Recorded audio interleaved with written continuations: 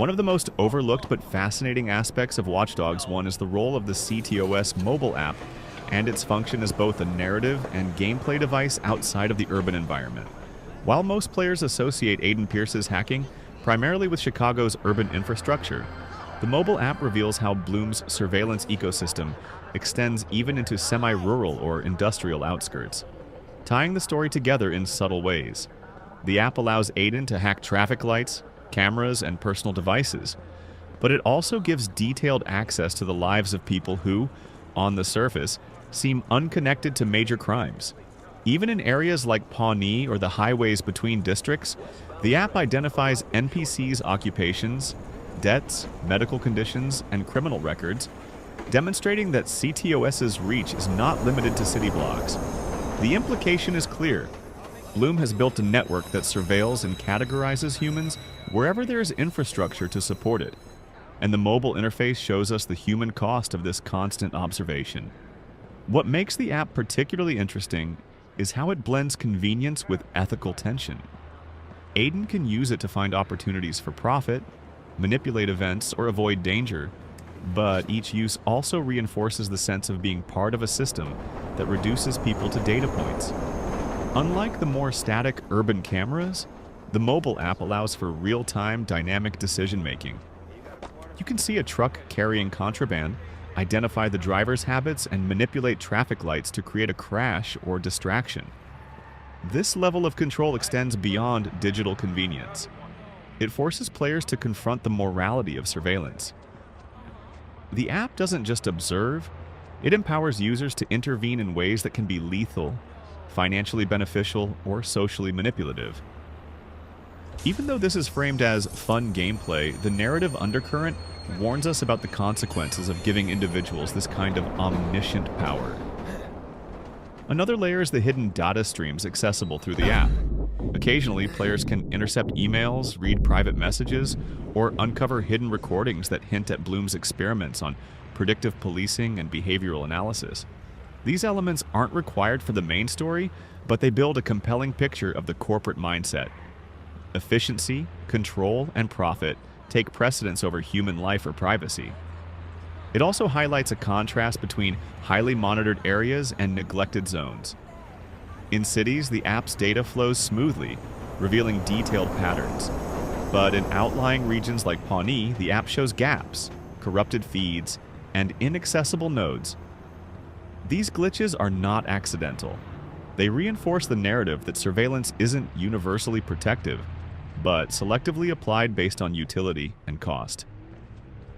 The mobile app also changes how players perceive time and space in the game world.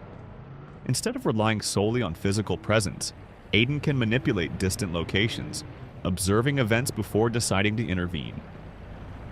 This shifts the player's role from a reactive character to a proactive manipulator, blurring the line between hero and invasive observer. The app's interface is clean, almost seductive, which makes ethical concerns feel secondary to efficiency. The more you rely on it, the more you internalize cOS's logic. Every human action is data, every reaction is predictable, and every weakness can be exploited. One of the most overlooked ideas in Watch Dogs is how the Fixer network quietly reveals that the criminal underworld was already fully digitized long before Aiden Pearce ever touched TOS. The game frames hacking as something revolutionary, but the truth is that organized crime had already adapted to the digital age, just without the spotlight. Fixers operate through burner phones, encrypted contracts, and reputation-based hit jobs, turning murder, intimidation, and surveillance into a gig economy. This system isn't chaotic or improvised. It's structured, scalable, and disturbingly efficient. Fixer contracts aren't about random violence. They're precision tools used to maintain balance between criminal factions, corrupt officials, and corporate interests. Targets are selected based on risk, exposure, and usefulness, not morality. A snitch isn't killed because of betrayal alone, but because their continued existence creates data instability. Someone asking the wrong questions becomes a liability node in the network. This turns people into variables, mirroring how cOS treats citizens, just without the public-facing justification of safety. What makes this system especially unsettling is how invisible it is to the wider world. Fixers don't rely on flashy crimes or public chaos. Their work is quiet, clean, and often mistaken for random incidents. A hit looks like an accident. A disappearance looks voluntary. This keeps law enforcement reactive instead of proactive, chasing outcomes rather than causes. It's no coincidence that cOS struggles to fully suppress fixer activity. The system was designed to predict crime patterns, not freelance professionals who constantly adapt their methods. Aiden's involvement in fixer contracts adds another layer of irony. While he positions himself as someone dismantling corrupt systems, he actively participates in one of the most morally hollow economies in the game. Completing contracts rewards him with money and reputation, reinforcing the idea that efficiency matters more than intent. The game never forces Aiden to question who issued the contract or what long-term damage it causes. That silence is important. It shows how easily vigilantism slips into professionalized violence when it's gamified and streamlined. The Fixer network also exposes a hard truth about power in Watch Dogs. Control doesn't always come from surveillance or infrastructure. Sometimes it comes from knowing who to remove and when.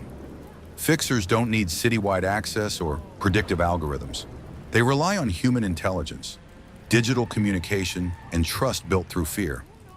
In many ways, they're more flexible than cOS because they don't answer to shareholders, public opinion, or legal oversight. By placing fixers alongside hackers, Watch Dogs quietly argues that technology doesn't create new evils. It refines old ones. Organized crime didn't disappear in the digital age. It upgraded. Contracts replaced face-to-face meetings. Reputation replaced loyalty. Anonymity replaced accountability. And because this system operates in the shadows, it rarely draws the same scrutiny as cOS, even though the damage it causes is just as permanent. In the end, the Fixer network shows that Watch Dogs isn't just about hacking systems. It's about how modern violence becomes efficient, remote, and transactional. When murder is reduced to a notification and a payout, morality becomes optional, and that's the real danger the game hints at. Not the machines watching everyone, but the humans who learned how to kill without ever being seen.